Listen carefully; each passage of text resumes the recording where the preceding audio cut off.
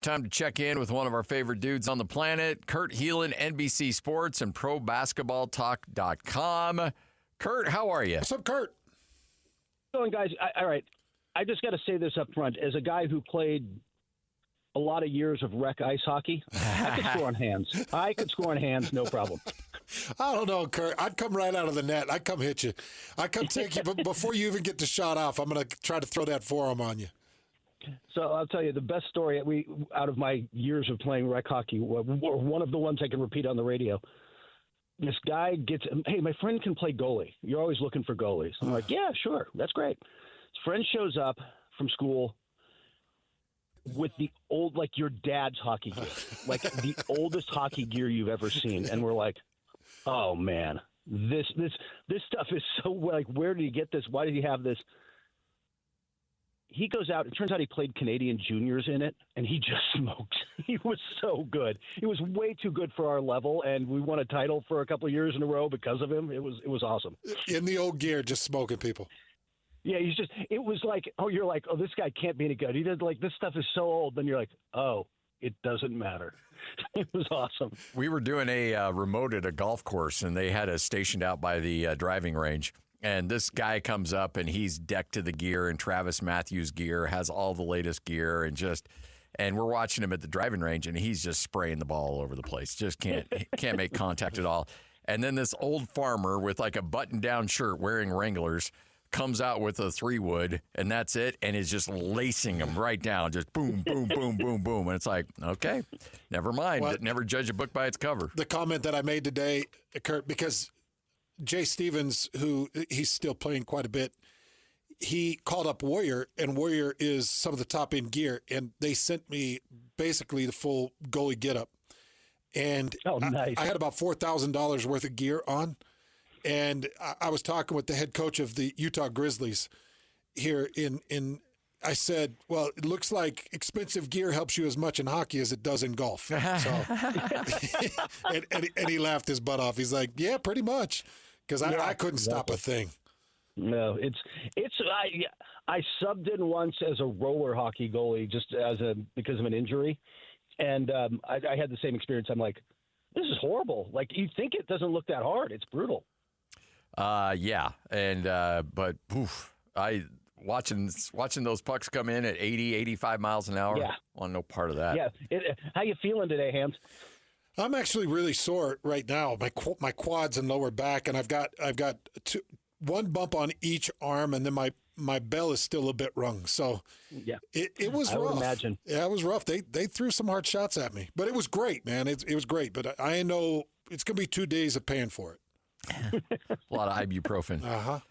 All right. Well, tell you what, I don't know if ibuprofen's going to help what the Mavs are dealing with right now. No. Kyrie Irving out with an ACL. If you're a GM of a team, who would you rather be right now? Running the Dallas Mavericks or running the Phoenix Suns? Oh, good God, the Phoenix Suns. Because they showed some life last night with that comeback, and they're not out of it. But also, I think the fan base realizes that the problems in Phoenix kind of started above the GM, where Nico's just taken the brunt of the angriest fan base. And by the way, I don't blame them. The angriest fan base in probably professional sports right now. Maybe I'd have to think about it. There might be a European soccer team or something that I'm not thinking of off the top of my head. But, man, it is they are livid with him there. And I think my favorite thing was when he showed up I go to the Lakers game out here when Dallas comes out, and the Laker fans start chanting, "Thank you, Nico." And you're like, oh, dude. Well, it's just such an ugly situation, and he deserves it, frankly. He deserves everything that's coming his way. He made it. Look, he made a big mistake, but, like, trading Doncic was, a horrible trade, especially for the long term. If Anthony Davis were healthy, they should still be competitive, good playoff team this year at least. Like, they shouldn't have taken a huge step back this season, but the Davis injury plus every other center they own, and now this, like, they've just had a run of bad luck on top of everything else, and they're a mess. And by the way, if I were them now, I'd shut AD down. I'd shut it all down. If you hold on to the 10th seed, great.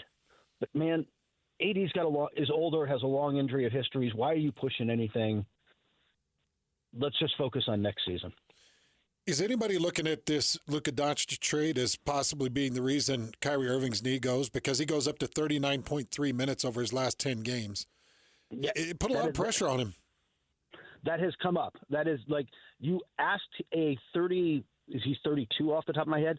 31, 32-year-old guy with an injury history to suddenly have to take on, and a guy who, by the way, in that left knee, that's the knee he had. If you remember, I think it was it was the 2015 NBA Finals where he had the kneecap fracture and the pins in it, and then he had to have those out a couple of years later because those were an issue. That's all the same knee. When you're asking that player to take on that kind of load, and it's the same with Davis, you're asking for these are guys with injury history. You got older and you asked for trouble, and it showed up. Well, the other element to this is that, I mean, you know, the NBA and an ACL, that's 12 months. I mean, the likelihood of seeing Kyrie next year is pretty limited. Yeah, he's back at All-Star game-ish next year, first of the year. I mean, anywhere from 9 to 14 months, kind of depending on how things go. So, yeah, he could miss most or all of next season. He's certainly not going to be there until mid-season at the earliest. And that's, again, now you even if everything else goes right, you've dug yourself a hole to start next season. Now, just flipping this to the other side, has the Luka Doncic trade, has it reignited LeBron James? He was playing pretty well right before that, but yes, absolutely. And I think what's key is, he's getting some. He's getting some buckets. He had 34 last night. He's certainly scoring. He's certainly playing at a high level, but his defensive energy is at another level. But he was not particularly good defensively early in the season, and part of it was simply that he had to carry the offensive load. With Doncic doing that, and Reeves has missed a couple games, but with Doncic and Reeves, LeBron can expend that energy on defense in a different way, and the Lakers have been really good defensively. I'm not as convinced that that's sustainable as everyone else, but in the short term, at least, like they're a very good defensive team, and LeBron playing at an all defensive level is a big part of that. Like he's been able to kind of soak up a lot on that end. Kurt Helin joining us, NBC Sports, ProBasketballTalk.com. So, look, this is going to come across, I'm sure we're going to have somebody listening and be like, oh, you're being a homer for the home team. But I'm watching the Jazz play, and I filled in for David for a few games, so I called a few over the last couple weeks. And while they're losing games, yes, they are losing games, they're playing better. And they're seeing development. Isaiah Collier's playing better. Kyle Filipowski's playing better. Like they're playing better. And I think it's kind of been a best-case scenario where you're still losing games, but you're seeing the development you need to see from guys. And so I think that's why Jazz fans are not up in arms like they would be maybe if they were losing by 30 in every game, because there's still a lot of fight out there. And again, maybe I'm just trying to spin it so I can make this a little bit more palatable, but either way, it hasn't been bad basketball for the Jazz, even though their record would indicate that. First off, I knew that the radio broadcast sounded a little better for a couple of games. That's what I want to hear. No, I think you hit the nail on the head. With this kind of season overall, I mean, going into this season when Utah, where you knew it was going to be a little rough, what you want to see is guys be better and grow into a system and figure out who can play and who can't. You got Collier at, was it 29 or 30, who fell way down the board. Is he real? Like, can he find his form again? Well, it looks like he can. And Filipowski was another guy who people were up and down on. Not everyone was as high on him. Finding out the guys who can play, figuring out the system, putting this whole thing together, that's the key. Like finding out who can be part of whatever's being built. And do you still need to go look, I like those guys. Do you still need to go find your alpha, your star? Yeah, absolutely. But this is part of it. This is part of that process. And look, there's reason to be hopeful. I love Will Hardy as a coach. I love the assets you guys have built up. Like the potential for turning this into something, it's going to take a couple of years, but the potential for this to grow into something real is absolutely there. So I'm doing pre-half and post-game tonight for the Utah Jazz with Mike Smith and Tim Lacombe and a couple of the other coaches, and I'm going to be watching this Utah Jazz Washington Wizards game. Bottom of the East versus bottom of the West. So, Kurt, do you want a flask? Yeah, I do. I've got a hidden flask. It's actually the heel end of a boot that I bring in with me. But help me through this a little bit. Give me some thoughts. Washington and Utah, both at the bottom of the barrel in their given conference, and both trying to find a path forward. Jordan Poole's actually played pretty well for them lately. They've actually won. I want to say they won 2 games in the last 2 weeks. They beat Brooklyn, and which when you're, as you guys know, where you are in the season, like you can count the wins. They beat Brooklyn and Charlotte in the last week. So, like, they've won a couple. Like I said, Poole's been playing well for them, but they've got some good young guys who've shown moments. I like Bilal Coulibaly, the point guard this is how everybody knows him. Yeah, he was drafted in the first round. He's the guy. He was that other guy on the French team with Wembanyama. Like he's actually looking like he could be something. Alex Sarr has shown, who was a number 2 pick, has shown moments this year where you're like, hey, there you go. Like that's the guy we're looking for. They're starting to show some level of development. I think you're seeing more of it in Utah, but they've played better of late, and that kind of is an interesting matchup to go see in this kind of game where you're going to get a lot of youth on youth.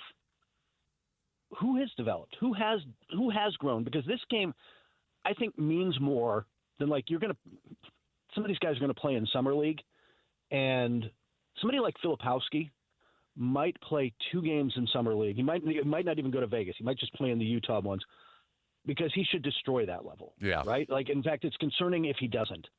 He should, after a season of playing in the NBA, he should be able to be very good at that summer league level. But you don't learn a lot from being that dominant. You learn more from games like this where he's going up against other young NBA talent. So it'll be fun to watch.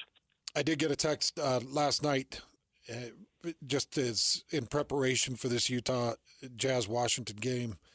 Jordan Poole is not available. So we'll be looking further. Okay. Well, so this is your chance. You can get that big win. Yeah. All right, Hans. It's all about the W. Yeah, they traded Kuzma. There's no Poole. You got it. You got this. Yeah, no Jordan Poole tonight. So it's Kuzma's, by the way, sneakily playing since he started playing 30 minutes a night in Washington. I mean, in Milwaukee, they were like 7-2. Jeez. They've actually played better. Not because I think he's all that good. It's just he's a better version of what Chris Middleton was, because Chris is barely moving anymore, and so it looks better. So I ran into a member of a front office of the NBA, not the Utah Jazz. It was not Justin Zanuck, somebody from the Eastern Conference the other day. And I asked him, would you take, if A.J. DeBonsa was in the draft right now, would you take him or Cooper Flagg? And he goes, A.J., not even close. Really? Yeah. I mean, he was immediate in that response. So the reason I bring that up is if I'm Cooper Flagg, and I know, look, I get the game and I understand, your agent's like, oh, he may come back. He may think about coming back to Duke. Nobody believes that because I don't think he's a surefire number 1 pick next year. And that's something you always like to have next to your name for the rest of your career. It absolutely is. Plus, you get paid more. The other part of that is, look, even if, and I off the top of my head, I'm not going to know what the rookie salary is for the first year number 1 pick, but it's going to be $10 million-ish, give or take. Even if Duke could match that with NIL for a year, now you're delaying starting the clock. Where you really make the generational money in the NBA is the second deal. And now you're just delaying that a year. And there's just no reason to.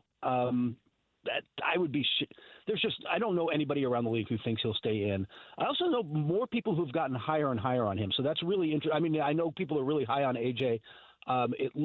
I'm going to be up in Portland for the Nike camp, the Nike USA versus World Hoop Summit, where he is scheduled to play. We'll see what happens, but I haven't seen him in person, so I'm excited about that opportunity because everybody speaks highly of him, and the thing is, he's not even a lock in the number 1 in that class. Like that class is deeper than this one, I think. Yeah, yep. Kurt Helin with us, 97.5, the KSL Sports Zone. How important is it when you look at the 14% for number 1, number 2, number 3, Jazz, and we keep saying to Jazz fans, like, hey, it's okay if you're not the number 1. It's okay if you're not number 2. It's okay if you're not number 3, but you need to be one of those. If you want really that best chance of that number 1 overall pick. How much do your odds drop when you fall to 4 and 5? Off the top of my head, I'm not looking at the numbers. I believe 4, you fall to 12%. Okay. And so it's a drop off, but it's not dramatic. And it's still above 10% for number 5. It might be at 10%, around there. They flattened out those odds after Philadelphia's process tanking years, where they were just so over the top about it. But you're right. I mean, look, it's 2 percentage points, but that's 2 percentage points. Like, it still matters. It's still helpful to have more ping pong balls in the hopper, so to speak. So it matters, but it's not the end of the world. There's a lot of, since they flattened it, there's been a lot of 5, 6s, and the alternate is true. Detroit had the worst record in the league 2 years running, and had the 5th pick. So it is what it is. You can only control so much, but you try to give yourself the best odds. Kurt, always a pleasure. Thanks for hanging out with us. Let's do it again next week. Take care. You got it. Kurt Helin, NBC Sports, ProBasketballTalk.com, right here on 97.5, the KSL Sports Zone.